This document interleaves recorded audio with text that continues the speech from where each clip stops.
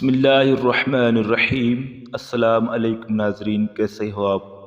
ناظرین، بنی اسرائیل میں ایک عابد عبادت خانے میں عبادت کرتا تھا۔ کچھ لوگ اسے حسد کی بنا پر ایک فاحشہ کے پاس آئے۔ اس سے کہا کہ تم کسی طریقے سے اس عابد کو بہکا دو۔ چنانچہ وہ فاحشہ عورت عابد کے پاس بارش ہونے والی اندھیری رات میں آئی اور اس کو حجرے کے باہر سے پکارا۔ اس عابد نے اس کو جھانک کر دیکھا تو عورت نے کہا، اے خدا کے بندے، مجھے اپنے پاس پناہ دے۔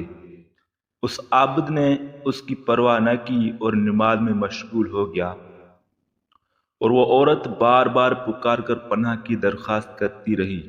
بالآخر عابد نے مجبور ہو کر اس کو پناہ دی۔ اس سے وہ عابد کے سامنے لیٹ گئی اور اپنے بدن کی خوبصورتیاں دکھانے لگی، یہاں تک کہ عابد کا نفس اس کے طرف مائل ہو گیا۔ پھر عابد پر اللہ کی محبت کا غلبہ ہوا اور اس نے اپنے نفس سے کہا، اللہ کی قسم، ایسا ہرگز نہیں ہو سکتا۔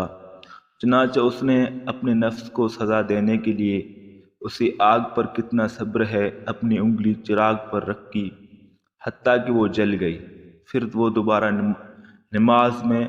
نماز کی طرف لوٹ آیا، لیکن اس کے نفس نے پھر پکارا۔ یہ پھر چراغ کی طرف گیا اور ایک اور انگلی رکھ کر جلا ڈالی۔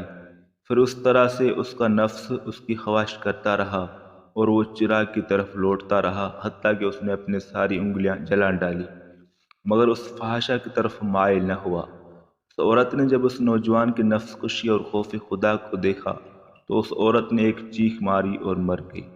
تو ویڈیو پسند ہے، ویڈیو کو لائک کرو، شیئر کرو اور چینل کو سبسکرائب کرو۔ اللہ حافظ۔